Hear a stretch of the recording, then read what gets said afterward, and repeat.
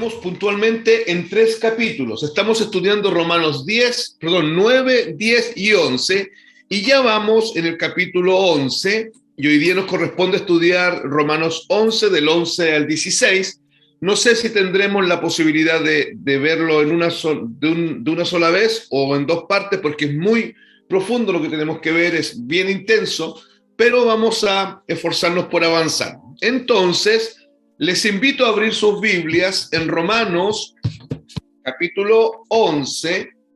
Romanos capítulo 11. Vamos a leer de los versículos 11 al 16. Romanos capítulo 11, de los versículos 11 al 16. Ya vamos en el 3er capítulo.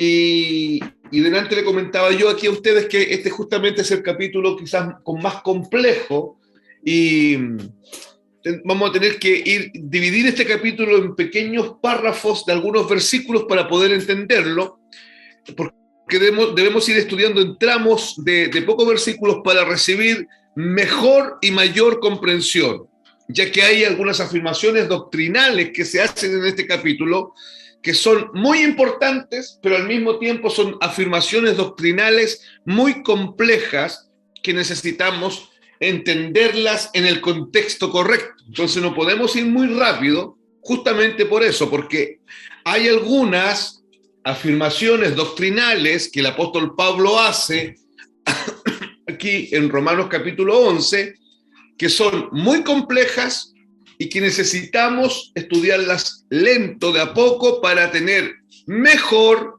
y mayor comprensión de ellas. Entonces, Romanos capítulo 11, versículos 11 al 16. Voy a leer, me interesa que usted siga la lectura en su Biblia. Dice, leo el versículo 11, dice: digo pues, ¿han tropezado los de Israel para que cayesen? En ninguna manera. La pregunta es, vuelvo a leer el versículo 11. Dice, ¿han tropezado los de Israel para que cayesen? En ninguna manera. Pero por su transgresión vino la salvación a los gentiles, para provocarles a celos. Mire lo que dice el apóstol Pablo. Quiero volver a leer el versículo 11. Digo pues, ¿han tropezado los de Israel para que cayesen? Responde el apóstol, en ninguna manera. Pero por su transgresión, por la transgresión de Israel, vino la salvación a los gentiles, para provocarles a celos. Mire, para provocarles a celos. Y si su transgresión es la riqueza del mundo, su defección la riqueza de los gentiles. Ese es un texto complejo que vamos a demorarnos en explicarlo, pero lo vamos a explicar. Leo de nuevo el 12. Y si su transgresión es la riqueza del mundo y su defección la riqueza de los gentiles, ¿cuánto más su plena restauración? Pregunta Pablo. ¿Cuánto más su plena restauración? Porque a vosotros hablo, gentiles, por cuanto yo soy apóstol a los gentiles, honro mi ministerio, por si en alguna manera pueda provocar a celos a los de mi sangre y hacer salvos a algunos de ellos. Porque si su exclusión, también vamos a entender que ahí, donde dice exclusión, vamos a entender que ahí dice rechazo, ¿ya? Porque si su exclusión o su rechazo es la reconciliación del Hamilton, ¿cómo vamos? ¿Bien? Bien, gracias. Es la reconciliación del mundo, ¿qué será su admisión? sino vida de entre los muertos? Si las primicias son santas, también lo es la masa restante. Y si la raíz es santa, también lo son las ramas. Ok. ¿Se dan cuenta que son versículos difíciles, complejos, que vamos a tener que irlos analizando lentamente uno por uno, porque por un lado hay mucha revelación y por otro lado hay mucha cosa dando vuelta, información dando vuelta con respecto a estos textos que no son los correctos, hermano. Entonces tenemos que ir entendiendo. Mi Biblia, no sé la Biblia suya, pero mi Biblia tiene un título arriba. Yo rara vez hago mención de esos títulos que las Biblias tienen, porque esos títulos no son parte de la escritura bíblica. Eso se lo ponen los que hacen las transliteraciones. Pero hoy día creo que es bueno que veamos el título. La mía dice: el rechazo de Israel no es total. Así dice ahí. Ya. La salvación de los gentiles dice, ya. El rechazo de Israel no es total. Este título es el que tiene que ver con lo que dice el texto. ¿Ya? El rechazo de Israel no es total. A ver, vamos a comenzar, hermanos. No tenemos que perder de vista el texto bíblico. Yo voy a volver a leer el versículo 11 para ya centrarnos en lo que viene. Digo pues, versículo 11, digo pues, el apóstol Pablo está hablando aquí. ¿Han tropezado los de Israel para que cayesen? Él hace una pregunta y él dice, en otras palabras, ¿el tropiezo de Israel fue para quedar caídos? Eso es lo que el texto está preguntando. ¿De acuerdo? Eso es lo que el texto está preguntando. Porque Israel tropezó. Yo les voy a decir en qué momento tropezó, cuándo tropezó. Pero Israel tropezó. Y Pablo dice, Israel como nación, estamos hablando de la nación geopolítica. La nación geopolítica tropezó. Ahora la pregunta es, ¿tropezaron para caer, para quedarse caídos? El apóstol Pablo dice, en ninguna manera, pero por su transgresión vino la salvación a los gentiles para provocarles a celos. Ya, vamos, hermano. Pablo hace una pregunta y él mismo responde la pregunta. La pregunta es, ¿el tropiezo de Israel fue para quedar caídos? Y él responde. Y es categórica la respuesta, ¿cierto? No. No fue para quedar caídos. Sí, los que toman nota anoten esto. Sino que fue una caída con propósito. Israel tropezó con un propósito. Y según lo que dice el texto, pero por su transgresión vino la salvación a los gentiles. Según eso, el propósito de Dios era extender la salvación a los gentiles. El mismo texto lo dice. El propósito de Dios era extender la salvación a los gentiles. En otras palabras, hermanos, Dios está utilizando ese rechazo de Israel, esa caída de Israel, ese tropiezo de Israel como una forma de extender el evangelio a los gentiles.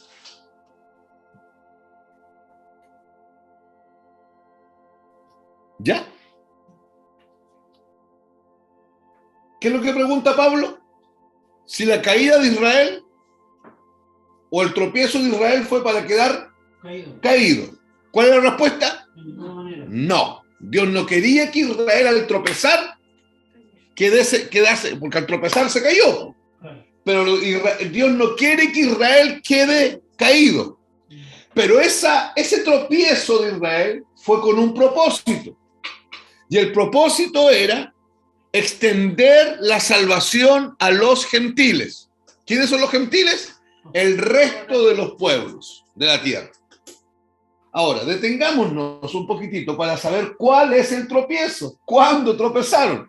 ¿Se acuerdan que unos martes atrás vimos el texto que decía que Dios puso una roca, puso una piedra en Sión, refiriéndose a Jesús, y que los judíos tropezaron en él?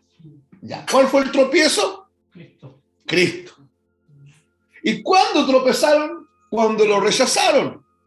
Porque acuérdense que Juan, capítulo 1, versículo 11, dice, a los suyos vino, y los suyos, el pueblo de Israel, no le recibieron. En ese momento lo rechazaron.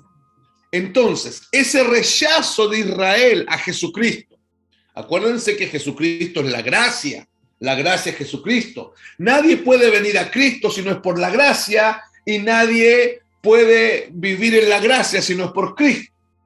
Rechazar a Cristo es rechazar la gracia es rechazar el Evangelio, porque Cristo es el Evangelio y el Evangelio es Cristo. Entonces, cuando el apóstol Pablo hace referencia al tropiezo de Israel, el tropiezo de Israel, hermanos, es el momento en que ellos rechazan a Cristo, 2000 años atrás. Entonces ahora Pablo viene y pregunta, ¿el tropiezo de Israel fue para quedar caídos? ¿Qué es lo que Dios dice? No, sino que fue un tropiezo con propósito. Yo ahora le voy a agregar un elemento, con doble propósito, no con un solo propósito, con un doble propósito. El primer propósito es que era extender el evangelio a los gentiles. Ese era el primer propósito. Pero es interesante que no era solamente extender el evangelio a los gentiles, sino que el texto dice algo más. El versículo 11 dice, pero por su transgresión vino la salvación a los gentiles. Ese es el primer propósito, o la primera cara del propósito. Y la segunda cara, para provocarles a celos. Entonces, el segundo propósito es provocar a celos al pueblo de Israel. O sea, al extender el evangelio a los gentiles, Dios quería provocar a celos al pueblo de Israel. Ahora, hermanos, es interesante algo. Es Dios el que está queriendo hacer esto. Es Dios. Esto es soberanía de Dios, voluntad de Dios. Esta es la soberana voluntad de Dios manifestándose. Es Dios el que dice, yo voy a provocar a celos a este pueblo, con un pueblo que no era pueblo. ¿Se acuerdan que también lo vimos? Y ahora Pablo está especificando, está siendo específico en él. Entonces, volvamos a hacernos la pregunta. ¿El tropiezo de Israel fue para quedar caídos? No, sino que fue con un doble propósito. Por un lado, el propósito era que al tropezar Israel, ¿y con quién tropezó Israel? ¿En qué momento tropezó? Cuando lo rechazaron. Y hermanos, esto tiene que ser transversal para nosotros. Rechazar el evangelio y rechazar a Cristo. Cuando usted predica el evangelio y alguien rechaza el evangelio, no lo está rechazando usted. No se siente incómodo, no se sienta mal, no se aflija, porque no lo están rechazando usted. Jesucristo dijo, cuando los rechacen a ustedes, no los rechazan a ustedes, me rechazan a mí, porque el mensaje es Cristo. Entonces, rechazar el evangelio es lo mismo que rechazar a Cristo y es lo mismo que rechazar la gracia. Y eso Dios lo considera un tropiezo. Ahora, ese tropiezo tiene un doble propósito. Por un lado, era extender el evangelio a los gentiles. Y por otro lado, habiendo extendido el evangelio a los gentiles, esta parte es sumamente importante. Dios quiere provocar celos en los judíos. ¿Ya? No me pregunte por qué todavía. Vamos a avanzar un poquito. A mí me interesa que le quede claro que es Dios el que quiere provocar a celos a los judíos. Ahora, así como lo dice Pablo, y así como lo digo yo, da la impresión de que Dios está aburrido en el cielo y quiere festinar un poquitito con el pueblo judío. Pero a esta altura, ustedes y yo ya sabemos que Dios no es un Dios que festine con el ser humano. Es mucho más serio el Señor de lo que nosotros creemos. Entonces, esto que yo estoy diciendo, o esto que dice el apóstol Pablo, de que él quiere provocar a celos, obviamente no es porque está aburrido, no es porque está cansado del día que está viviendo el Señor, sino que lo que él está haciendo es algo con una magnitud que nosotros no alcanzamos a ver y que a medida que avancemos, esa magnitud va a ir apareciendo. Quiero que anoten una frase textual. No podemos olvidarnos, anoten eso, no podemos olvidarnos que Dios no desistió nunca de su pueblo Israel. Estoy hablando ahora del Israel geopolítico.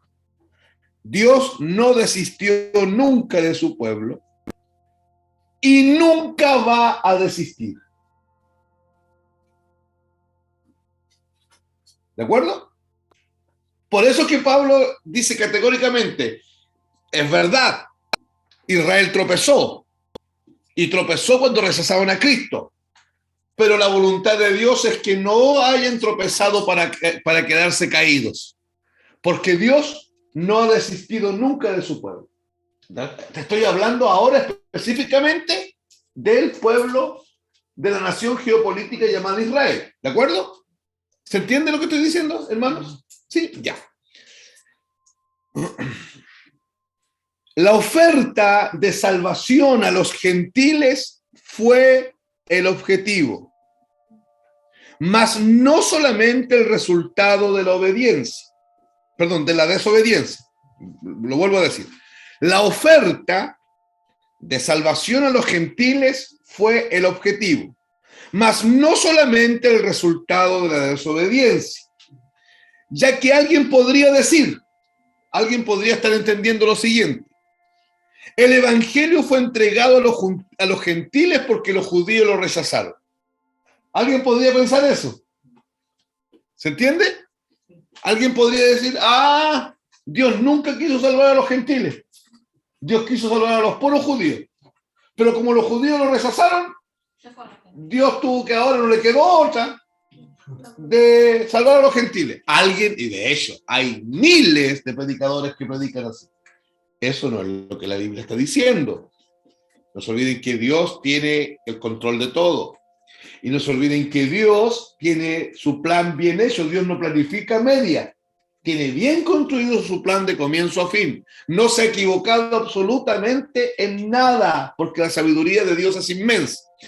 Alguien podría entender que el evangelio fue entregado a los gentiles porque los judíos lo rechazaron.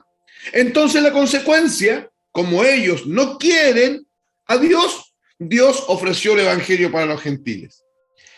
Esto que acabo de decir, en parte es así. En parte.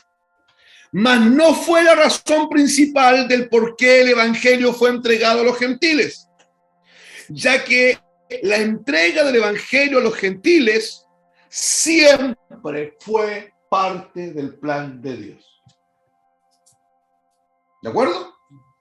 No es que, insisto, no es que Dios le llevó el evangelio a los judíos lo rechazaron y Dios ahora se tomó la cabeza y dijo, caramba, ¿qué hago ahora? Ya, como los judíos me rechazaron, voy donde los gentiles. No, no es así. Dios, antes de que todo comenzara, Él había decidido salvar a los judíos y a los gentiles. Por eso les digo yo que en parte es así. ¿Qué es lo que es en parte? Claro, como los judíos rechazaron, eso fue el tropiezo, Dios siguió con su plan adelante y dijo, bueno, vamos donde los gentiles entonces. Pero no porque a él el plan le haya fallado. Los gentiles siempre han sido parte del plan de Dios. ¿Se entendió eso? Recordemos que Dios nunca tuvo un plan B. No tuvo un plan A, que eran los judíos, y como con los judíos le fue mal, echó a andar el plan B. Eso no es así. Dios siempre tuvo un plan A, y en el plan A siempre ha estado considerado el pueblo judío y el mundo gentil. Desde la creación del universo, Dios tuvo un plan A. Cuando comenzó su plan, y entró la era de los judíos, la era del pueblo de Israel, vino la primera alianza. Después vino Jesús, que es parte del mismo plan. Después vino la segunda alianza, el pacto de la sangre de Jesús. Todo eso era parte de un único plan. Nunca hubo dos planes. Nunca Dios empezó a arreglar su plan para que no se le cayera al suelo. Siempre fue un solo plan. O sea, ¿cómo parte la cosa? Dios crea a Adán. Crea el mundo, crea a Adán. Entra la era de los judíos. Después, en medio de la era de los judíos, Dios envía a Jesucristo, el verbo hecho carne. Cristo muere en la cruz y da inicio a la segunda alianza, porque la primera alianza estuvo en la era de los judíos, y da inicio a la segunda alianza. Y hoy día estamos viviendo la era de la segunda alianza o la era de la gracia. Pero nada de esto ha sido un acomodarse de Dios, sino que todo eso que yo estoy diciendo siempre ha sido parte de un único plan, de un único propósito del Señor. Siempre fue el plan A. No hay dos planes. Siempre fue el plan A, que Dios a través de la historia llevó a cabo y sigue llevando a cabo. Él ejecutó su plan obedeciendo sus propios tiempos para el cumplimiento de todas las cosas. Jamás podemos olvidarnos de eso. Hermanos, no podemos estudiar Romanos 11 sin esto que yo dije. Esto tiene que quedar establecido en su mente como una premisa. Sobre eso trabajamos.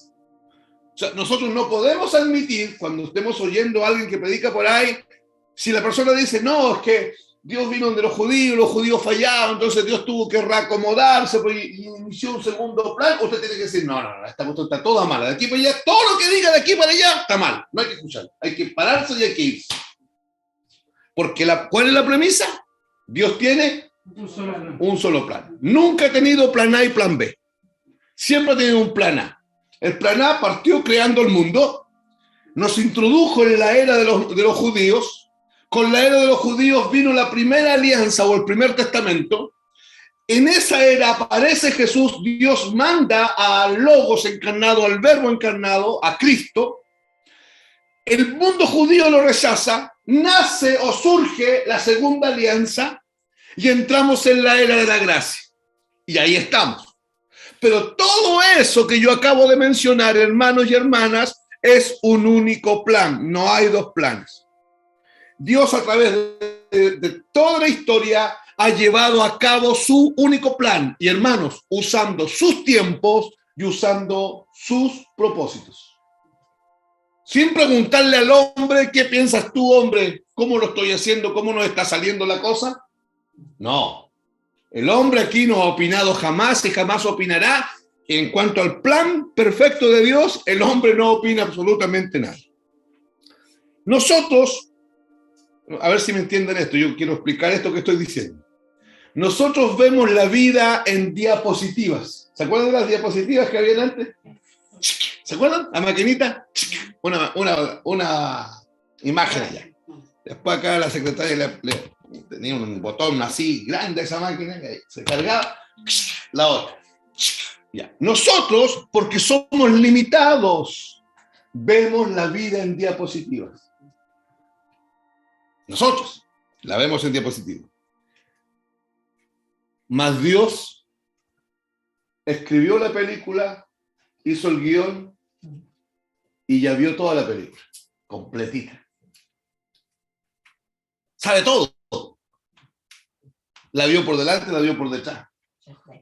En 3D. La conoce completita. Nosotros la vemos por diapositiva. Y de repente quedamos fascinados con las diapositivas que el Señor nos muestra.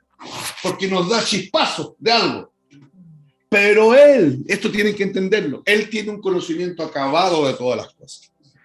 Él conoce la historia de principio a fin. Nosotros por medio de la revelación se nos va amaneciendo la cosa. ¿Ya? Por medio de la revelación. Pero Él conoce la historia de principio a fin. Toda la historia obedece a un propósito eterno de Dios Y subordinado a ese propósito eterno de Dios, tanto con judíos como gentiles, están los diferentes objetivos que Dios cumple en el proceso. Ya, a ver, lo explico de nuevo. Toda la historia de principio a fin Dios la conoce. Y toda esa historia de principio a fin está subordinada al propósito eterno de Dios. ¿De acuerdo? Y en toda la historia del hombre, desde Adán hasta ahora, y todo lo que falta hasta el último día de esta creación, todo eso que está pasando, Dios ya lo vio, Dios ya lo sabe. Nosotros no, porque nosotros vemos en diapositiva, pero Él ya vio todo completo. Y Él maneja los tiempos y los procesos de eso que Él está haciendo. ¿Se entiende, hermanos? ¿Se entiende de lo que estamos conversando? Ya. Entonces, entregar la salvación a los gentiles estaba considerado en el plan A desde el comienzo. Existe una meta final para todo eso. Más el objetivo fue entregar la salvación a los gentiles, no solamente por la desobediencia de los judíos.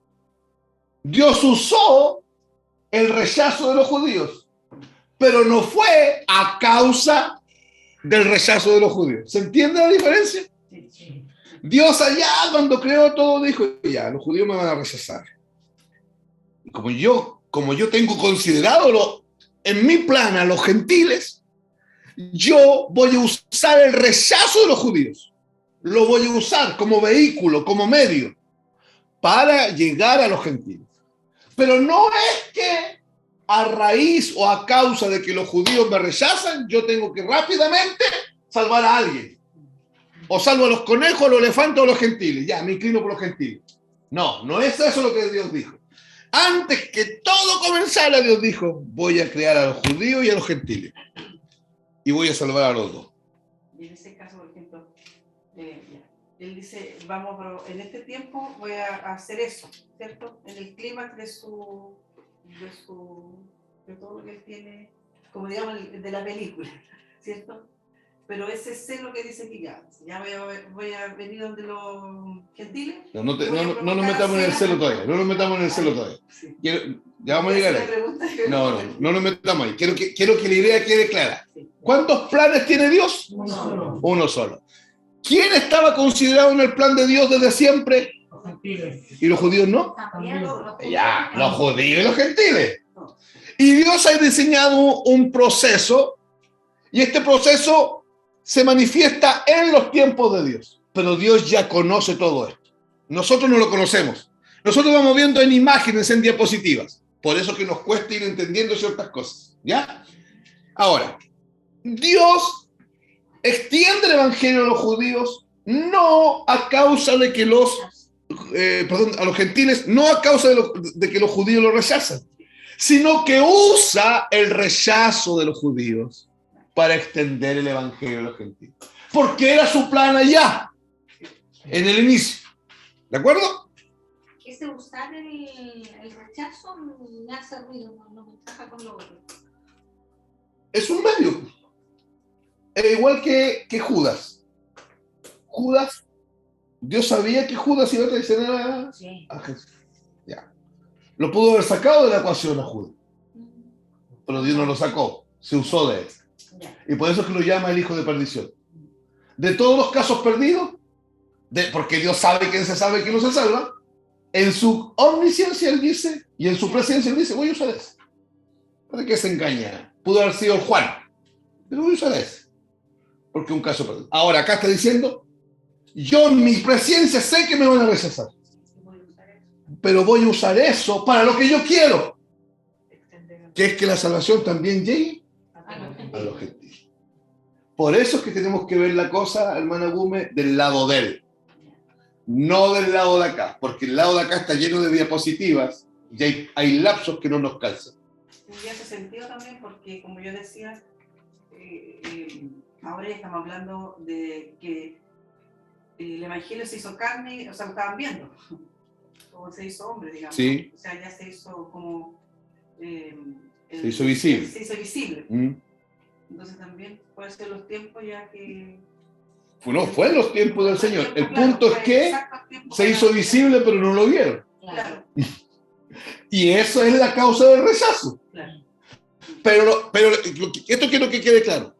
El Evangelio llega a los gentiles no a causa del rechazo de Israel, sino que por medio del rechazo de Israel. Porque viene de antes la idea. Claro. No es que nace aquí la idea. ¿Se Él entiende? sabía, ¿Ah? porque él ya sabía. Porque él ya sabía. Miren, un ejemplo. Un ejemplo así súper burdo, pero para que me lo entiendan.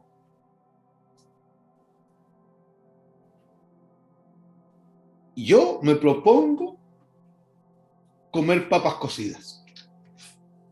Eso es lo que yo quiero comer. Papas cocidas. Hoy las pongo en la cocina y las echo cocer. Y me pongo a ver tele y las papas se me pasan el tiempo. Se me recuecen. Y cuando voy, digo, voy a hacer puré. Plan B. Voy a hacer puré. ¿Entiendes? Aquí no hubo un plan B. Aquí siempre Dios quiso comer puré. ¿Entiendes? No es que Dios dijo, se le cocieron las papas. Ya, voy a tener que hacer puré, po. No me queda otra. No, Dios nunca dijo eso. Él quería el puré. El puré es la salvación a los gentiles y a los judíos.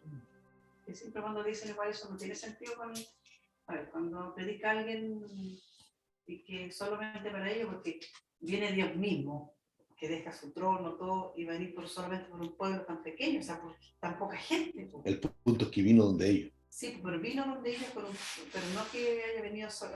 A ver, Es que ahí es donde se nos confunde la gente. No hace Porque sentido de que, porque era como para todo el mundo, o sea, era demasiado grande el pago para algo tan poco. ya, pero lo que es lo que confunde es que él vino a lo suyo. Lo suyo. Y los suyos. Es que él hace toda. Por eso es que el capítulo 11 es tan enjundioso, como digo yo. Hay mucho aquí, porque él ahora explica esto para poder entenderlo. Pero lo suyo no era solamente lo de ahí. Pues, No, lo suyo era su trabajo, todo, su misión. Su misión, Sí. claro. Eso era para todo. Ya, vamos, miren. Entonces, entregar la salvación a los gentiles fue el objetivo. Existe una meta final para todo eso, más el objetivo fue entregar la salvación a los gentiles, no solamente por la desobediencia de los judíos, sino que Dios ya tenía pensado que los gentiles también alcanzasen salvación. ¿Se entiende eso? Sí. Ya. Entonces, la salvación de los gentiles siempre fue el plan de Dios. Siempre. Y también la salvación del remanente de Israel. Anoten eso. O sea, el plan de Dios fue, la salvación tiene que llegar a los gentiles y tiene que llegar al remanente del pueblo de Israel. Ese siempre fue el plan y por eso Cristo se encarnó. ¿De acuerdo?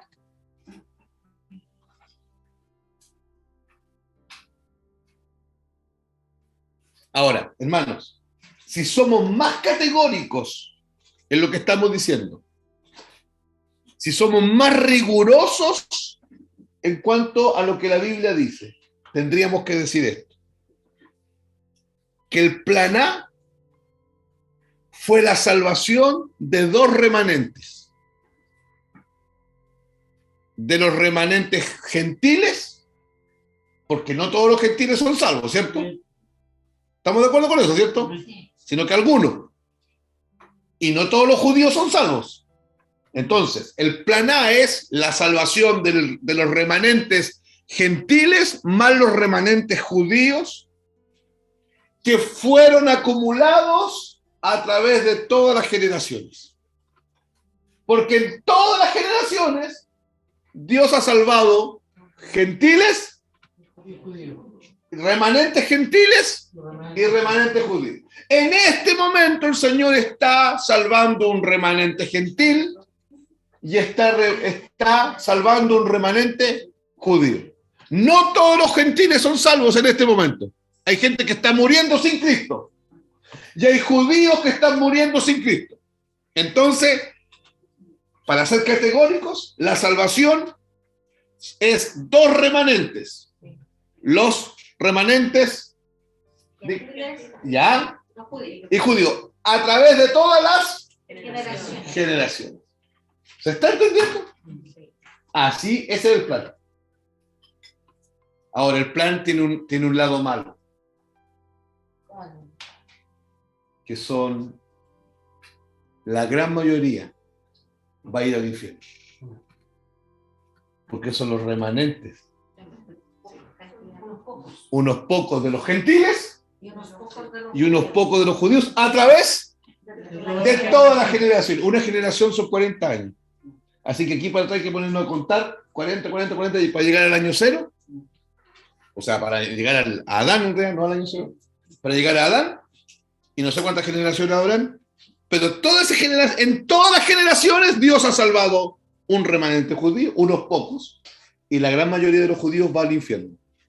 Y un remanente gentil, y la gran mayoría va al infierno. Esto es triste. Yo estuve toda la mañana hoy día, hermano, avanzando aquí, completando algunas cosas, y hubo un momento en la mañana que me vi como abrumado. Mi mente se abrumó así, no con los pensamientos, sino que con la tristeza, porque llegó un momento que me puse como a sacar cuenta. En este momento hay 7.000 millones de seres humanos pisando la tierra. Y los cristianos somos el 1.7%. Y dentro de esos cristianos, del 1.7% está el catolicismo, que no son. Y está todos los adventistas, que no son. Y está todo el mundo religioso, que tampoco es. Póngase a pensar, en este momento nomás. Si ahora el Señor nos toma y manda a todos los infiernos, son 6.900.000 millones de personas que van al infierno. Ahora. Sin contar el resto de las generaciones hasta ahora. Entonces, si ustedes se ponen a pensar así, ahora, nosotros no somos mejores que esa gente. No. Ya. Para la mente judía, hermanos, para la mente judía, era simplemente inaceptable que los gentiles tuviesen los mismos privilegios y las mismas bendiciones prometidas a Israel. Eso a los judíos y a los fariseos, sobre todo en Malagume, no le entraba en la cabeza. Entonces, cuando escuchaban a Pablo hablar de los gentiles, ellos decían, este compadre se volvió loco. Por eso que lo querían apedrear, por eso lo querían matar, y por eso lo terminaron matando. Porque no aceptaban en su cabeza que los gentiles tuviesen los mismos privilegios y las mismas bendiciones que la Biblia reconoce para el pueblo de Israel. No entraba en la cabeza de los judíos que los gentiles tuviesen eso, porque para ellos los gentiles eran paganos, eran perros y cerdos. No podían tener los mismos y las mismas bendiciones prometidas al pueblo de Israel. No lo aceptaban, era inaceptable para ellos. Lo paradojal de esto es que era lo que Dios siempre había querido. ¿Qué? ¿Qué es lo que Dios siempre había querido? Salvar un remanente judío y un remanente gentil. Por lo tanto, Él siempre había querido que tanto gentiles como judíos tuviesen las mismas bendiciones y que se les reconociesen los mismos elementos de bendición sobre ellos. Ahora, los judíos no lo aceptaban, pero era lo que Dios siempre había querido. Mas los judíos nunca entendieron esto. Ahora quiero que veamos por qué nunca entendieron esto. ¿Ya? Cuando Dios, hermanos, allá en sus casas, Cuando Dios extiende los privilegios y las bendiciones a los gentiles, Dios tenía una intención con esto. Y la intención, según lo que vimos en el versículo 11, era provocar a celos al pueblo de Israel. Hermanos, acá en Chile, hermanos de Colombia, acá en Chile se dice, lo digo yo en realidad esto, uso un adagio chileno para explicar algo. Dios no da puntada sin hilo. O sea que Dios hace lo que hace porque va a resultar. Aunque yo no lo entienda, hermano Julio. Aunque a mí ese movimiento que Dios está haciendo me quede grande, yo tengo que descansar en algo. Dios hace lo que hace, Paola, porque sí o sí, esta cosa va a resultar. Aunque yo acá, desde mi limitación, desde mi estupidez, yo no entienda, Eva. Pero Dios no da puntada sin hilo. Entonces, si Dios quiso hacer eso, es porque la cosa va a funcionar. ¿De acuerdo? Ahora, ¿qué es lo que Dios quiso hacer? Provocar a celos al pueblo de Israel, extendiendo el evangelio a los gentiles. Suena raro que Dios ande haciendo eso. Suena como que raro, pero tenemos que escarbar para entender qué significa provocar a celos. La expresión de que Dios quiso provocar a celos la vamos a encontrar tanto en el Antiguo Testamento como en el Nuevo Testamento. Ya, vamos a ir a la Biblia. Anoten primero los textos que quiero que leamos. Anótenlos. Allá en sus casas, anótenlos. Deuteronomio 32:21. Romanos 10:19. Deuteronomio dije 32:21. Romanos 10:19. Y el último, Hechos 13:42 al 46. Estos tres textos, los tres, están totalmente relacionados con todo lo que estoy hablando yo ahora. Con eso de que Dios quiso provocar a celos al pueblo de Israel, entregando la salvación a los gentiles. ¿De acuerdo? Hermanos. Hermanos. ¿Por qué vamos a leer estos tres textos? Eso es lo que vamos a entender. Porque suena raro que Dios quiera provocar a celos. Suena como una cosa humana. Como que Dios ande así como, ¿cómo se dice esto? Como que Dios ande enemistando, como que Dios ande provocando envidia. ¿Ya? Pero hermanos, si Dios hizo esto, es porque esto va a funcionar. Listo. Vamos con los textos. De Deuteronomio 32:21. Vamos a partir por ahí. Vamos a partir por Deuteronomio 32:21. Dice, ¿lo escucharon? Deuteronomio 32:21. Dice, ellos me movieron a celos con lo que no es Dios. Me provocaron a ira con sus ídolos. Dios está haciendo una acusación aquí. ¿A quién está acusando? A Israel. Y Dios está diciendo, ellos, los israelitas, me movieron a celos a mí con lo que no es Dios. O sea, se buscaron otros dioses. ¿Se entiende? Otros dioses que no es Dios, porque Dios hay uno solo. Me provocaron a ira con sus ídolos. ¿Se da cuenta?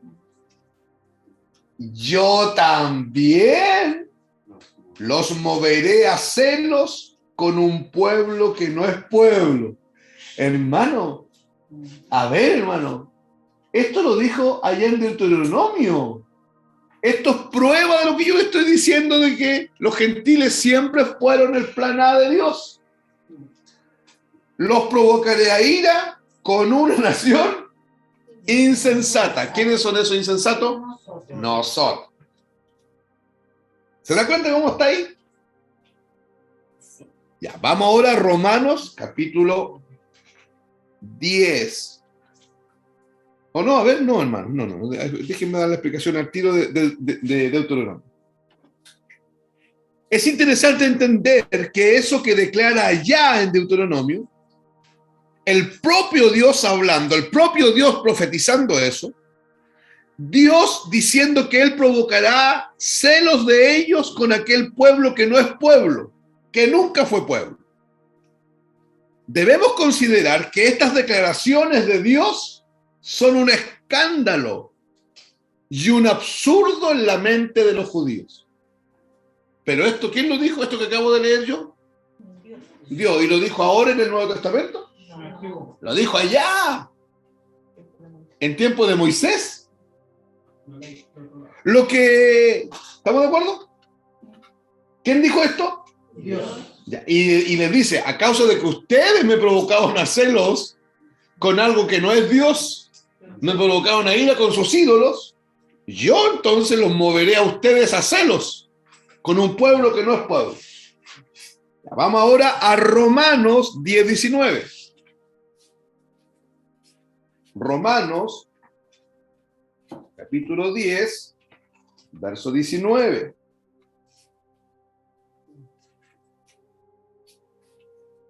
Dice, también digo, ¿no ha conocido esto Israel? Primeramente Moisés dice, yo os provocaré a celos con un pueblo que no es pueblo. Aquí Pablo está recordando que el que dijo eso fue Moisés, fue Dios a través de Moisés, y Moisés estaba siendo usado por Dios. Yo os provocaré a celos con un pueblo que no es pueblo. Con pueblo insensato os provocaré a ira.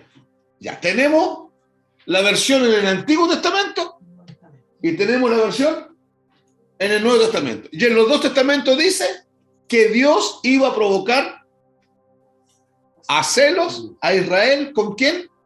Con un pueblo que no era. Con un pueblo pueblo. que no era su pueblo. Y que además era un pueblo, cosa que de verdad le diera celo a los judíos. Hermanos, ¿y qué es lo que pensaban los judíos de los gentiles?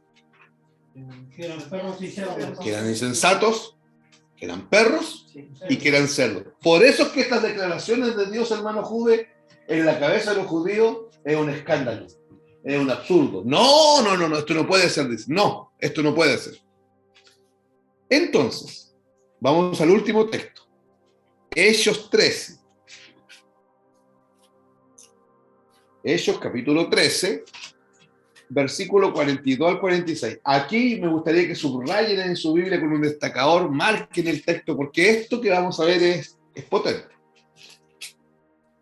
Hechos 13, del 42 al 46. Leo, dice, cuando salieron ellos de la sinagoga de los judíos, los gentiles de estas cosas. Ya, ¿dónde estaban los apóstoles? En la sinagoga. ¿De quién? De los judíos. De los judíos. Pero los gentiles les rogaron que el siguiente día de reposo, o sea, el otro sábado, porque se juntaban los sábados en la sinagoga, y entraron este sábado a la sinagoga, donde estaban los judíos, y cuando salieron de la sinagoga de los judíos, los gentiles les dijeron, el otro sábado, ¿pueden seguir hablando estas cosas? Ya. Es interesante lo que hay aquí, pero tenemos que escarbar. Y despedida la congregación, muchos de los judíos y de los prosélitos, subrayen prosélito. Esa palabra prosélito piadoso, subrayenla, porque tengo que explicarla. Y de los prosélitos piadosos siguieron a Pablo y a Bernabé, porque Pablo y Bernabé eran los que estaban predicando el evangelio, quienes hablándoles les persuadían a que perseverasen en la gracia de Dios. ¿Qué andaban predicando Pablo y Bernabé? La gracia de Dios, o sea, el evangelio. Ok. El siguiente día de reposo, pasó una semana ya. se juntó Casi casi toda la ciudad. Oiga, hermano, y estuvieron en una sinagoga. Y en esa semana corrió la voz de que los apóstoles iban a hablar de la gracia de Dios. Se juntó casi toda la ciudad. Me perdí. Para oír la palabra de Dios. Pero viendo los judíos, la muchedumbre, se llenaron de... ¡Ah! ¿Qué está pasando aquí? ¿Qué se está cumpliendo? Lo que dio el propósito. Camila, literalmente aquí se está cumpliendo la profecía de Dios, Deuteronomio. Aquí se está cumpliendo. En este momento se está cumpliendo lo que Dios dijo. Los voy a provocar a hacerlo, porque cuando vieron la muchedumbre, y la muchedumbre eran gentiles. ¿Ya? Pero viendo los judíos, la muchedumbre, se llenaron de celos y rebatían lo que Pablo decía, contradiciendo y blasfemando. Entonces Pablo y Bernabé, hablando con denuedo, con valentía, ¿se acuerdan? Dijeron: a vosotros, a la verdad, era necesario que se os hablase primero la palabra de Dios. ¿Qué dijeron? ¿A quién le dijeron eso? ¿Qué le dijeron a ellos? A vosotros era necesario que se les hablase primero la palabra de Dios. Por eso es que a los judíos se les entregó la ley. Por eso es que Jesucristo vino al pueblo judío. Pablo les está diciendo, por eso, porque era necesario que ustedes primero. Pero, más puesto que la desecháis y no os juzgáis dignos de la vida eterna, he aquí nos volvemos a los gentiles. Ya, pero que quede claro, no es que aquí Dios está diciendo, se me cocieron las papas, voy a tener que hacer puré. No, ¿sabes lo que Dios está diciendo? Por fin me voy a comer el puré que siempre quise comer. Llegó la hora de que se cumpla lo que yo dije a través de Moisés, que iba a provocar a ira a este pueblo de Israel, a celos, a este pueblo de Israel, con un pueblo que no es pueblo y que además es un pueblo insensato. Hermano, eso lo dijo allá con Moisés. Y aquí en ellos estamos viendo el cumplimiento. ¿Se está entendiendo? ¿Se aclara o no se aclara la película? Ya déjenme aquí, yo escribí algo que quiero que nos va a ayudar. Lo que declara Hechos en esta descripción que acabamos de leer es muy interesante. Porque aquí vemos el cumplimiento literal de lo que Dios mismo declaró. El apóstol Pablo se encontraba junto a Bernabé predicando en una sinagoga. Y a los judíos, hermanos, les gustó el mensaje. A ellos les gustó el mensaje. Por lo menos el primer sábado. ¿Ya? Les gustó el mensaje.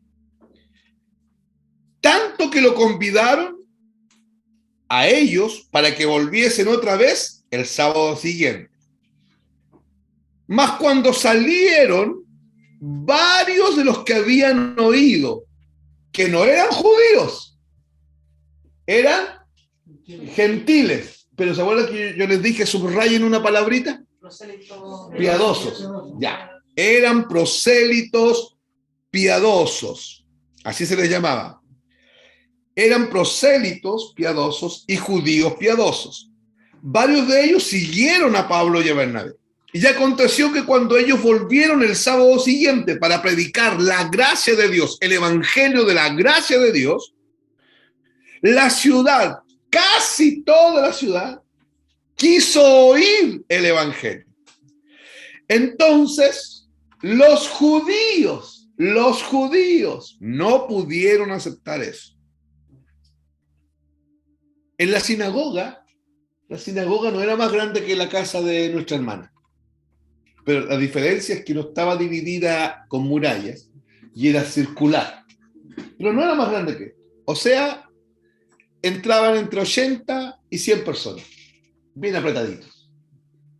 era muy limitado en la sinagoga.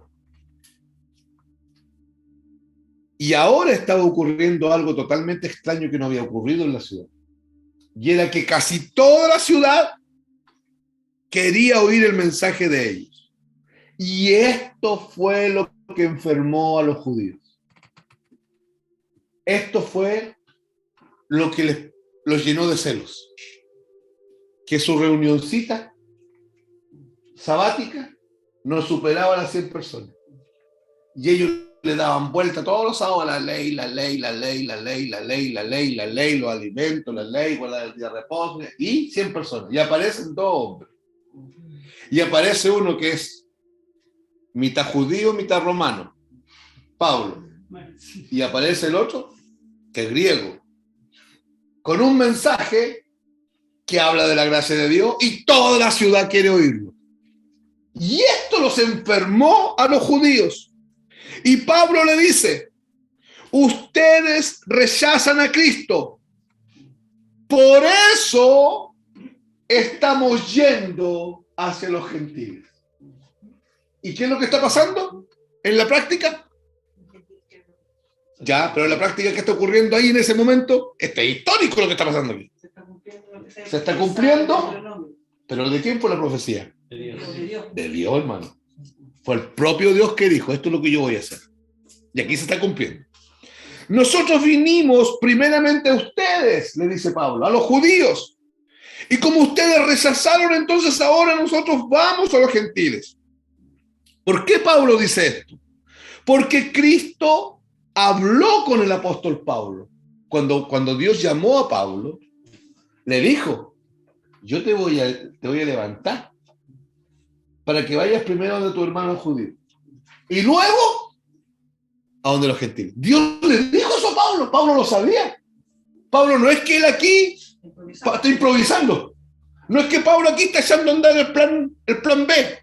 Pablo siempre supo, yo tengo que predicar a los judíos y después un poquitito nomás y después tengo que partir derechito donde los gentiles. Porque ha sido siempre el plan de Dios, el plan A. Pablo dijo, bueno, Cristo habló con el apóstol Pablo, habló que él primeramente tenía que ir a los judíos y que eso iba a acontecer. Y por tanto él seguiría yendo a predicar en medio de los gentiles. Ahora,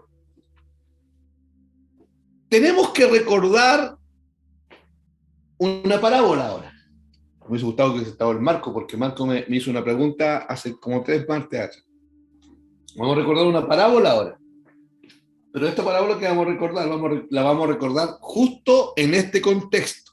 ¿Cuál contexto? El contexto de la envidia y de los celos que Dios iba a provocar en el pueblo judío. ¿Correcto? ¿Cuál es la parábola que vamos a ver? La parábola del hijo pródigo. ¿La conocen, cierto? Un papá, 2 hijos, un hijo viejo, un hijo joven. El hijo joven pidió la herencia, se fue, gastó toda la herencia en mujeres, en comida, en trago y se le acabó la herencia. Cuando ya no quedaba nada, estaba nada al punto de que estaba comiendo algarroba con los cerdos, dijo, me levantaré e iré de nuevo a casa de mi padre.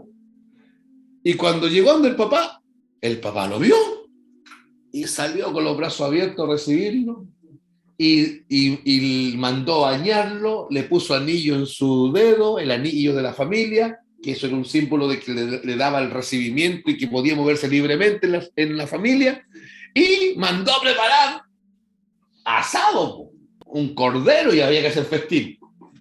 Y el hijo más viejo estaba más allá y sintió celos y envidia por lo que el padre estaba haciendo con el hijo nuevo, con el insensato. Asocien. La parábola del hijo pródigo no tiene que ver con la iglesia. La parábola del hijo pródigo, el hijo viejo es Israel. El hijo nuevo e insensato son los gentiles.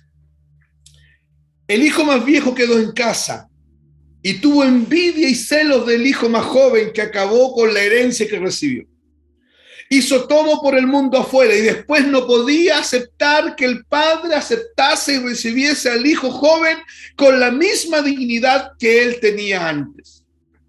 Porque el hijo más joven debía ser tratado como esclavo por haber perdido toda la herencia, por todo aquello que le había hecho insensatamente. Entonces, hermanos, lo que debemos entender es que aquel hijo más joven representa al mundo gentil, que no merecía absolutamente nada por su insensatez, que no tenía nada que ver con aquella familia. El hijo pródigo sabía eso. Y de repente el padre, que figura de Dios, viene y recibe al hijo joven con la misma dignidad del hijo más viejo. El hijo más viejo es el pueblo de Israel, el cual, el hijo más viejo, no aceptó lo que estaba pasando por envidia y celos del hijo más joven. Esta parábola tiene mucho que ver con lo que estamos hablando. ¿Vamos bien hasta acá? Hermanas, hermanos, ¿se está entendiendo? ¿Sí? ¿Nico? ¿Sí? ¿Está claro? ¿Hermana Gómez, se está entendiendo? ¿Paula? ¿Camila? ¿Se va entendiendo? ¿O hay algo que te quedó duda? ¿La parábola? La parábola son tres personas: el padre, el hijo viejo y el hijo joven. El padre es Dios. El hijo viejo, el que viene antes, es el pueblo de Israel. ¿Ya? El hijo joven son los gentiles. La Biblia dice que este joven es insensato. La Biblia dice que los gentiles son una nación insensata. Este era el hijo que estaba con Dios, Israel. Pero cuando este llegó a casa de vuelta después de haberse gastado insensatamente toda la herencia, el padre no lo rechazó a este. Este es el joven, ¿cierto? Los gentiles. Sino que lo recibió y sacrificó un cordero y hizo fiesta. Y eso no le gustó al hijo mayor. ¿Cuál es el hijo mayor? ¿Y por qué no le gustó? ¿Qué se le produjo en el corazón? ¿De quién? Esa es la figura. Esa es la figura. Porque el hijo joven no acepta eso. Y la respuesta del padre es al hijo viejo, a Israel: siempre me tuviste. Porque la ley siempre ha estado con Israel. Siempre me tuviste conmigo. Pero no lo valoraste nunca. Este otro, claro, perdió todo, pero reaccionó. Se arrepintió. Porque los gentiles vienen al reino de la luz por medio del arrepentimiento. ¿Se entiende? Bueno, por medio del arrepentimiento. ¿Vamos bien, amados? Ya. Versículo 12. Miren todo lo que demoramos en el versículo 11. Versículo 12. Romanos 11, 12. Breiner, ¿se está entendiendo? ¿Sí? Ya. Breiner, perdón, Romano. Estaba creando un libro nuevo de la Biblia, por favor. Usted, hermano Breiner, es tan sensacional que lo quiero incorporar al canon bíblico, ¿eh? Romanos capítulo 11, verso 12. Dice: y su transgresión, seguimos hablando de Israel, y su transgresión es la riqueza del mundo, y su defección, de defecto, la riqueza de los gentiles. ¿Cuánto más su plena restauración? Uy, el texto, hermano. Vamos a verlo, el texto, de a poquito. Dice lo siguiente. Voy a parafrasear. Su transgresión redundó en riqueza para el mundo. Acordémonos de esa expresión. La transgresión de Israel redundó en riqueza para el mundo. ¿De acuerdo? y su defección en riqueza para los gentiles. ¿Cuánto más su plena restauración? Ahí donde dice plena, la palabra es plenitud. ¿Ya? Su plena restauración. Ya, hermanos, estas son dos expresiones que tienen que ser recordadas por nosotros, por lo menos ahora. Mientras estemos estudiando, tenemos que irlas recordando. ¿Ya? Porque son muy fuertes doctrinalmente. ¿Cuáles son las dos declaraciones? La primera, su transgresión redundó en riqueza para el mundo. Y la segunda, su defección en riqueza para los gentiles. Son dos frases complejas, pero tienen un efecto doctrinal muy fuerte en nuestras propias vidas y en la consistencia doctrinal del cristianismo. A ver, antes de la transgresión, ¿cuál fue la transgresión? ¿A quién? Listo. La transgresión es lo mismo que el tropiezo. Pablo sigue hablando de lo mismo, pero le cambió nombre al asunto. En el versículo 11 habló del tropiezo, ¿cierto? Ahora dice que fue una transgresión. Ya. Antes de la transgresión, ¿qué quiere decir eso? Antes que Israel rechazase a Cristo, miremos bien, antes que Israel rechazase declaradamente a Cristo, porque Cristo no vino a España, Cristo no vino a Inglaterra, Cristo no vino donde los vikingos, Cristo vino al mundo judío. Juan 1:11, a lo suyo vino y los suyos no le recibieron. Cristo vino a ellos. Entonces, el texto dice que vino a los suyos. Y el texto dice que los suyos, su pueblo, los judíos, no lo recibieron. Por lo tanto, si no lo recibieron, ¿qué tenemos que entender? Lo rechazaron. Lo rechazaron. Así está la cosa. Antes de ese rechazo,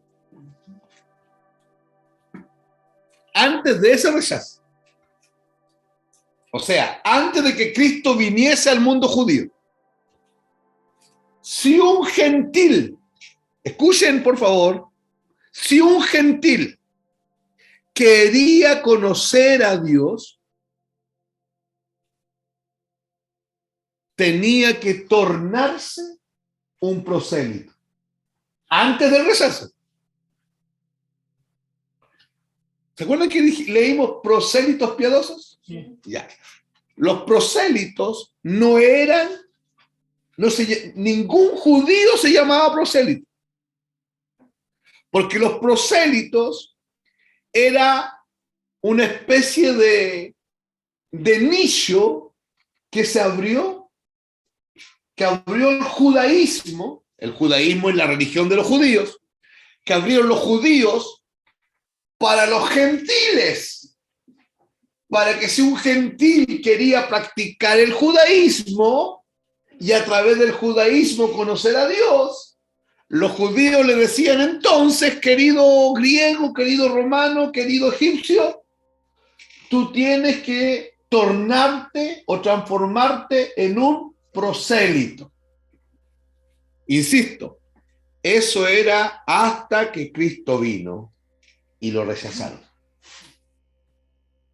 Porque después el rechazo fue el medio que hizo que el evangelio fuera para los gentiles. Pero hasta antes de eso, si un judío decía, si un gentil decía, me gustaría conocer al Dios de los judíos le decían, no, ningún problema.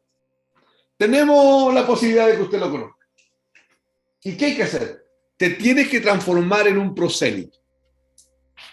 Ok. Un prosélito, por definición bíblica, es un adherente al sistema religioso judío. Repito, un prosélito. Anoten, un prosélito, por definición bíblica, es un adherente, alguien que se adhiere, se pega al sistema religioso judío. Y el sistema religioso judío se llamaba judaísmo. Toda persona que no era judía de sangre y quería seguir el judaísmo o quería ser parte del judaísmo, tenía que transformarse en un prosélito. Ya, o sea, un prosélito era un hombre que no era de sangre judía. Y si no era judío, ¿qué es lo que era? Gentil. Y que si él quería seguir el judaísmo, ellos le decían, ok, entonces tienes que transformarte en un prosélito. ¿Y qué es lo que es un prosélito? Un adherente al sistema religioso. Listo. ¿Y cómo se llama el sistema religioso de los judíos? Judaísmo. Judaísmo. ¿Listo? Ahora, en este momento yo creo que es pertinente que recordemos las palabras de Jesús en Mateo 23:15. Porque es sorprendente lo que dice Jesús. Mateo capítulo 23, versículo 15.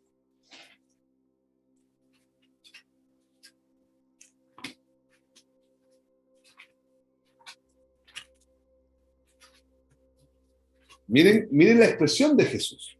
Está Jesús hablando. ¡Ay de vosotros, escribas y fariseos, hipócritas! Porque recorréis mar y tierra. Esa expresión, recorréis mar y tierra, es una hipérbole, es una exageración. Porque recorréis mar y tierra para hacer un prosélito. Y una vez hecho, lo hacéis 2 veces más hijo del infierno que vosotros. O sea, un prosélito era mejor que se quedaran como gentiles, ¿cierto? Sí. Porque Jesús viene y dice, ¡ay de vosotros, escribas y fariseos, hipócritas! Ya, y aquí viene la hipérbole, la exageración. Que recorréis mar y tierra. Porque en esos años no se volaba. Nosotros le pusimos el cielo, mar y tierra. Pero en esos años no se volaba. Por eso que ellos dicen, recorréis mar y tierra para hacer un prosélito. Y una vez que lo hacen, porque ustedes lo hacen, ustedes recorren mar y tierra. En otras palabras, ustedes hacen cualquier cosa para tener prosélitos. Ustedes hacen cualquier cosa para tener prosélitos. Escuchen. Jesús hace una declaración extremadamente fuerte para los escribas y los fariseos e inclusive para el mundo judío. Esta es una declaración que hace Jesús a los fariseos que sí eran judíos.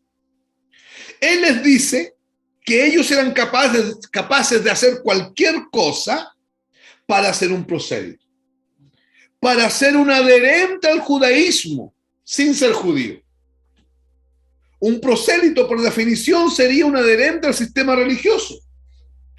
Si miramos hoy día el mundo religioso, nos vamos a encontrar con que las iglesias están llenas de prosélitos.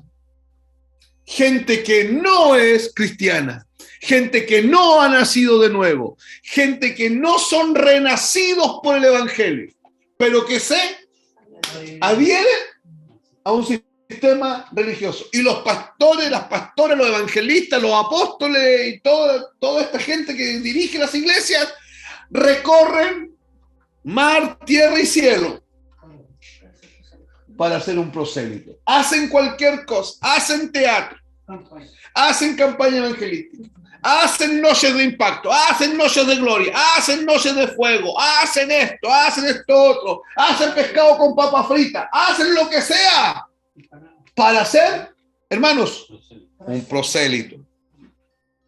Gente que nunca ha experimentado la regeneración. Gente que se adhirió al sistema religioso porque les gustó cómo predica el pastor. Les gustó el templo, es bonito, está lleno de aire acondicionado y las sillas son súper cómodas. Les gustó porque el coro tiene 200 instrumentos. Les gustó porque el templo es del porte de una manzana. Les gustó porque además tienen cancha de básquet, cancha de baile. Les gustó porque hacen coinonía. Les gustó porque celebran el día de la mamá, el día del papá, el día de la mujer, el día del perro y el día del gato. Fascinante la cuestión. Hacen lo que sea para tener. ¿Y qué es lo que es un prosélito? Eso hoy día es, hermanos, eso hoy día, y yo lo digo con respeto, consciente de que pudiésemos tener prosélitos nosotros también, pero nuestro esfuerzo no es hacer prosélitos. Pero eso hoy día es pan de todos los días. Son adherentes a un sistema religioso.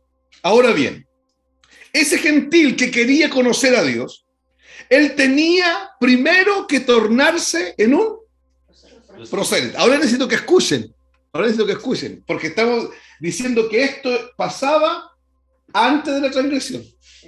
¿Y qué es lo que era la transgresión? El rechazo. ¿De quién? ¿De quién? ¿A quién? A Cristo. Ya. Pero hasta antes de eso, así funcionaba la cosa. Prosélitos por todos lados. Ahora, cuando ya lograban hacer un adherente, un prosélito, Paola, miren lo que pasaba. Miren, escuchen. El prosélito tenía que hacer peregrinación a Jerusalén 3 veces al año. Si no, no era prosélito. La cuestión no era gratis. ¿Usted quiere ser prosélito? Sí, yo quiero. Ya, ningún problema. Pero usted tiene que comprometerse a hacer peregrinación a Jerusalén. Porque en Jerusalén está el templo. Y el templo es el epicentro de nuestra adoración. Ahí se hacen los sacrificios, y ahí está el sumo sacerdote, y ahí está la casta sacerdotal, y eso es lo que Dios mandó. ¿Está dispuesto usted a venir de allá de Betania y Jerusalén 3 veces al año? ¿Está dispuesto a venir de allá de Capernaum o de Jericim 3 veces al año? Sí, porque yo quiero ser prosélito. Ok. Y aún así, si hacía las peregrinaciones, aún así el prosélito no podía adorar a Dios directamente. No podía. Para explicar esto último que acabo de decir, de que no podía adorar a Dios directamente, para explicar eso, tengo que decir algo más. Tenemos que recordar el diseño del tabernáculo. Ustedes me han escuchado predicar hartas veces el tabernáculo. El tabernáculo que Dios le dijo a Moisés que construyera allá en Israel. ¿Se acuerdan? Tenía lugar santo, lugar santísimo, y un patio grande con un cerquito alrededor. Ese patio grande se llamaba atrios. El cerco era el límite del tabernáculo. Ya tenemos que recordar eso. Tenemos que recordar que cuando los judíos llegaron a la tierra prometida y se instalaron, ellos construyeron un templo. Nunca más construyeron el tabernáculo. El tabernáculo fue para el peregrinar los 40 años en el desierto. Pero cuando ya llegaron a la tierra prometida, a Jerusalén, ellos construyeron un templo. Préstenme atención. Construyeron el primer templo. Obedecieron exactamente el mismo formato del tabernáculo, pero ahora lo hicieron de piedra. Y hicieron un templo con harto lujo, porque había oro por todos lados y con riqueza. Pero la figura era la misma. Lugar santo, lugar santísimo, atrios. Ahora, lo importante es considerar que así como el tabernáculo era, así era el templo. Fuera del templo había un muro. ¿De acuerdo? Quiero que se imaginen el templo y un muro cuadrado alrededor. Era un muro que cercaba el templo, igual que el tabernáculo. El tabernáculo tenía un cerquito, ¿cierto? Pero este muro del templo era gigante, de piedra. Y adentro del templo era de mucho lujo. Había una puerta oriental hacia el oriente, por la cual solo podían entrar los judíos de sangre pura. O sea, ¿quién no podía entrar por ahí? Los prosélitos. Ojo, porque por la puerta oriental entraban los judíos y entraban a los atrios. Y en los atrios estaba la parrilla del altar del sacrificio y estaba el lavacro. Y en la parrilla del altar del sacrificio era donde empezaba la adoración. Entonces los judíos que eran de sangre pura judíos, ellos entraban y empezaban dentro de su sistema religioso a adorar. Pero los prosélitos no podían entrar por ahí. No podían entrar por ahí. Eso era, acuérdense, estamos hablando de un prosélito, era un gentil que quería practicar el judaísmo para conocer a Dios, ¿cierto? Pero eso que yo estoy diciendo ahora era lo que pasaba antes de la transgresión. ¿Cuál era la transgresión? El momento en que Jesús es rechazado por los judíos. Porque después la cosa cambió. Y tenían los judíos acceso al patio interior del templo. Por el lado de afuera de esos muros del templo había un patio grande que se llamaba patio exterior. Y ese patio exterior estaba rodeado de otro muro. ¿Me van siguiendo? ¿Quién tenía acceso al patio interior? Los judíos. ¿Los prosélitos? No. No, ya. Pero ese patio de más afuera, que era un patio gigante, que también tenía un muro, se llamaba patio exterior. Y ahí llegaban los prosélitos. Solamente ellos podían llegar ahí, pero no podían pasar al patio interior. Por una simple razón. No eran judíos de sangre. Era un romano que quería practicar el judaísmo. Era un egipcio que quería practicar el judaísmo. Que se había hecho las 3 peregrinaciones a Jerusalén, pero él no podía entrar allá porque él no era judío. Y dentro de ese patio exterior, ahí era donde los prosélitos podían llegar. Ellos no podían atravesar al patio interior. En otras palabras, los pobres prosélitos no eran más que religiosos judaicos. No eran judíos, judaicos. ¿Se acuerdan cuando la Biblia habla de los judaicos y de los judaizantes? Son estos. Son gente que no era judía, pero que quería ser judío. Y eso se llamaba judaizante o judaico. Eran practicantes del judaísmo. Era como decir que eran hermanos de segunda clase. Eran como decir que eran hermanos de segunda categoría. Entonces ustedes pueden venir, pero ustedes no pueden entrar aquí. Hasta allá no va. ¿Y por qué? Porque ustedes son prosélitos. Los judíos somos nosotros. Ubiquémonos. O ubiquémonos, gentiles. ¿Están entendiendo? Hermano, esto es sumamente importante. Esto es sumamente importante lo que yo les estoy diciendo, así como se lo estoy narrando. Porque no había razón para hacer eso. Pero ¿quién eran los que les ponían la regla al asunto? Los judíos. ¿Y por qué hacían eso? Porque marcaba la diferencia. ¿Qué diferencia? De que ellos eran como los legítimos. Correcto. Ese es el punto.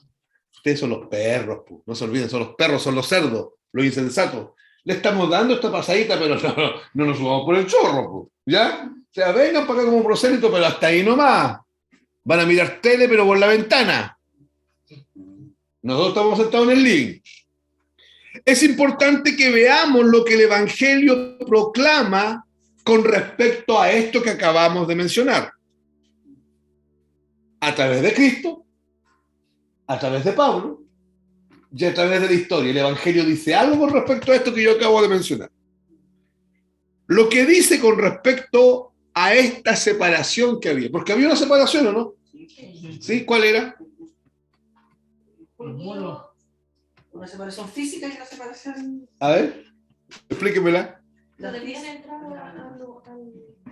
al patio interior? No tenía entrada. ¿Y por qué no llegaron a entrar? Porque no eran legítimos judíos. Ya, o sea, había una separación teórica. Porque eso seguramente cuando... Pero ¿y por qué si había un prosélito rebelde no llegaba y entraba el rebelde? Porque seguramente que cuando lo hacían prosélito le decían todos los estatutos. Pero el resto era rebelde. ¿Por qué no llega y entra el rebelde? ¿Por qué lo iban a sacar igual? No. ¿No? ¿Por qué? Porque había un muro. Porque había una Muro. puerta chiquitita. Porque había un muro. Pero puede entrar por la puerta. No, pues si la puerta ya está vigilada por los judíos. Sí, por eso. Por eso. Pero ¿qué es lo que separaba ese patio de este patio? Un muro. Un muro. Un muro, una pared intermedia. Había un muro. ¿Te acuerdas cuando Pablo dice que Cristo murió en la cruz derribando la pared intermedia? ¿Está hablando de esto? Le está diciendo, ¡se acabó! Ya no hay que ser prosélito. El muro que les impedía entrar a la adoración se derribó. ¿Cuándo? Cuando Cristo murió. Veámoslo mejor, veámoslo. Vamos, Juan. Hermano, entonces, perdón si me pregunta. Ahora se me iluminó la ampolleta bien, porque al principio le preguntaba qué tipo de celos. Porque puede ser, nosotros conocemos un tipo de celo. No, es un celo particular. Este celo era particular porque obviamente después de derribarse el muro, digamos, todos los ritos que tenía, así como siendo, nosotros somos de pura sangre, usted no, y después No importa ya. no importa que todo eso que ellos, o sea, igual es como... Es para que sientan celo. Es como más que celo. Pues Es como, para que sientan celo y envidia. Ira como es, claro. Ya, pero veámoslo, vamos. Primero vamos a ver, les dije yo que voy a mostrar esto que estamos hablando a través de a través de Jesús, a través de Pablo, le dije, y a través de la historia, de cómo la historia se ha dado. Veamos. Vamos a ir primero a Juan 4, anoten, Juan 4, del 19 al 24. Juan, capítulo 4, del 19 al 24. Y voy a leer yo. Dice, esto que voy a leer está en el contexto de cuando Jesús conversó, Eva, con una mujer que se llama la mujer samaritana, una mujer que estaba en un pozo. Le dijo la mujer, Señor, me parece que tú eres profeta. La mujer que estaba hablando aquí es una mujer que se llama la mujer samaritana. Nuestros padres adoraron en este monte. El monte que está ahí se llama Gerizim, con Z. Gerizim, con G de gato, con G, Gerizim.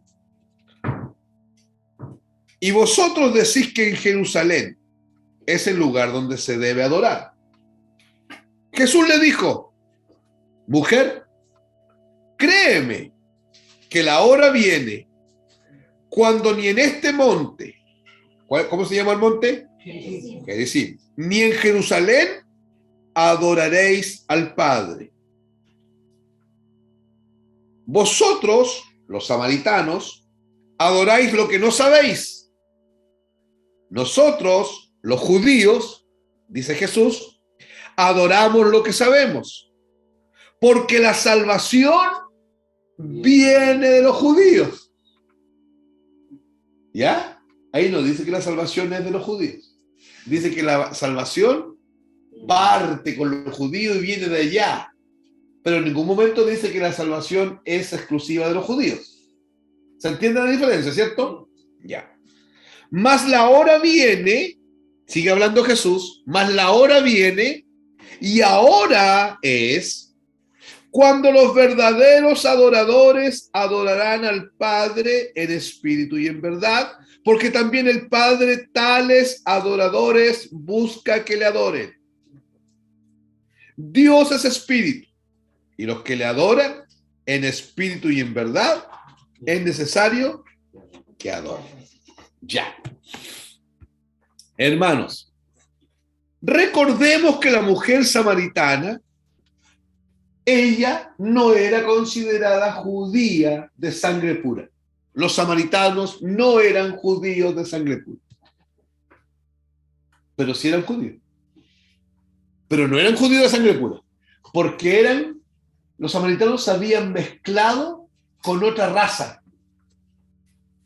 ¿Ya? ¿Tenían ascendencia judía? Sí, pero se habían mezclado con otra raza. Entonces, los judíos no lo consideraban judío, porque no eran de sangre pura. Se habían mezclado con paganos. Eran mezclados con otra raza. No eran considerados judíos de sangre pura. Tanto así que ellos no eran permitidos a entrar donde los judíos estaban. Además, los samaritanos eran considerados extranjeros. Ellos tenían su propio monte donde adoraban. ¿Cómo se llamaba el monte? Gerizim. Ahí adoraban los samaritanos y adoraban a Dios, pero en el monte Gerizim. Por otro lado, los judíos afirmaban categóricamente que el único lugar de adoración válido era el templo de Jerusalén. Por eso los judíos concentraban en el templo el epicentro de su adoración. Ahí hacían los sacrificios, ahí hacían las oblaciones, ahí hacían los rituales, ahí se hacía el Yom Kippur, ahí se hacía el Cordero Pascual, ahí se hacía todo. Los samaritanos eran los vecinos más próximos de los judíos. En ese contexto la mujer le dice, entonces Jesús, ya que tú eres profeta, ¿dónde se adora? ¿En el monte Gerizim o en el templo de Jerusalén? Y Jesús le respondió, mujer, no se adora ni acá ni allá. Está llegando la hora. Viene la hora. Y ahora es. La hora ya llegó, le dice. Que ni en este monte ni en el templo adoraréis al Padre. Ya no seguirá siendo más así. Ya no seguirá siendo más así. ¿Qué es lo que no seguirá siendo más así? Que se adoraba solamente en el templo. Pero no se adoraba solamente en el templo. O sea, me refiero a Ni en el que templo, no ni en haya el un lugar monte. específico. Correcto. No se va a adorar más ni en el templo Ni en el monte Gerizim. ni en el monte Gerizim. Esto no va a ser más, esto lo dijo Jesús. El templo no seguirá siendo el lugar de adoración. El monte tampoco. Porque Dios está buscando una clase de adoradores que no existe. Por lo menos hasta ese día. Que no necesitan ni el monte ni el templo. Y esa adoración solo puede ser hecha en espíritu y en verdad. Ese tipo de adorador es el que Dios busca, le dice Jesús. Y ese adorador, escuchen, es ciudadano del mundo. No es ni de aquí, ni es de allá. Puede ser de España, de Chile, de Corea, de Perú, de Inglaterra, de Groenlandia y de la Antártida. Es un ciudadano del mundo. Está en cualquier lugar de este planeta. Y ojo, yo lo busco. Porque dice que él busca verdadero adorador. No vienen ellos y se ofrecen. Oye, yo quiero adorar aquí contigo. No, él los busca. Y los busca donde él quiere. ¿Se está entendiendo? Ya, vamos a irnos a otro texto para complementar. Efesios capítulo 2. Y en lo último que decimos por hoy, Efesios 2, del 11 al 22.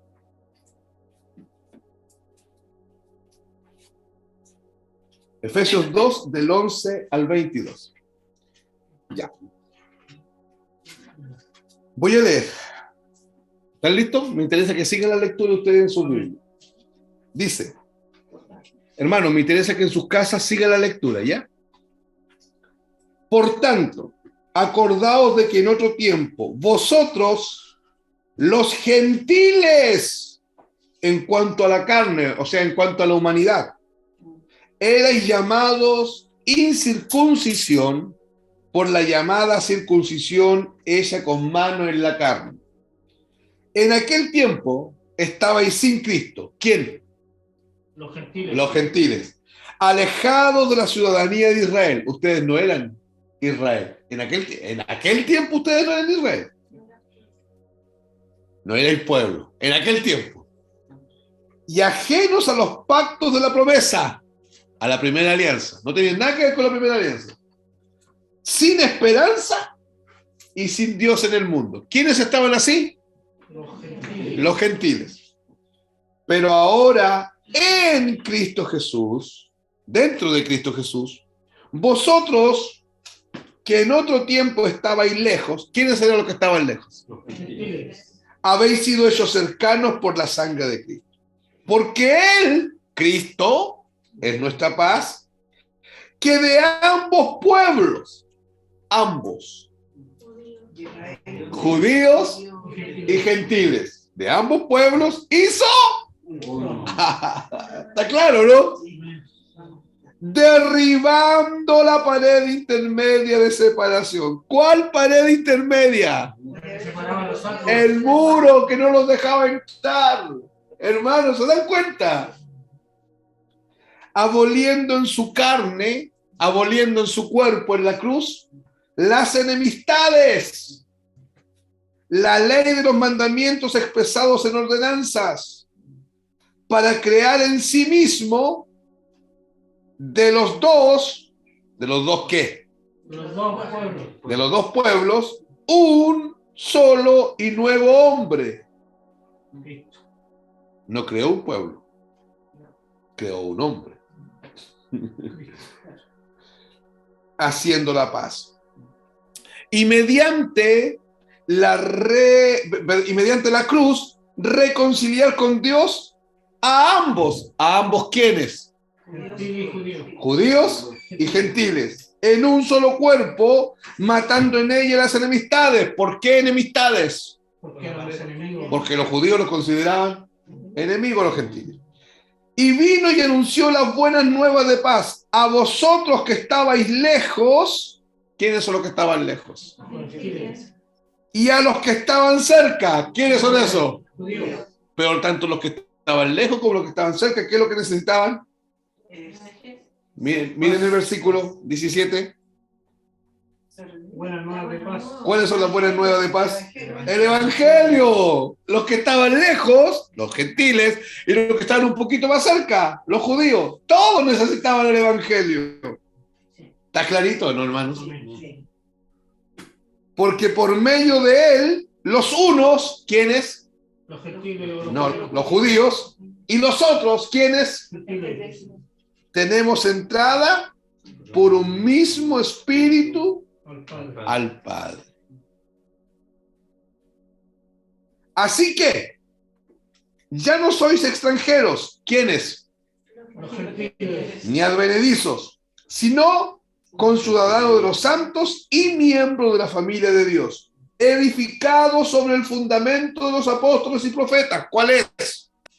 Evangelio. El Evangelio. Siendo la principal piedra del ángulo, Jesucristo mismo, en quien todo el edificio, miren, apareció la palabra edificio, no de que el otro se tuvo que derribar por la pared intermedia, hubo que construir otro edificio, pero sin pared.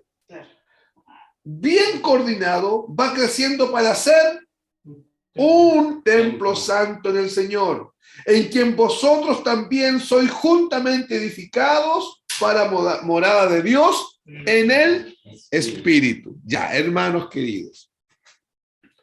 El versículo 14 de Efesios, el versículo 14 de Efesios, de lo que acabo de leer, dice que de ambos pueblos hizo uno solo.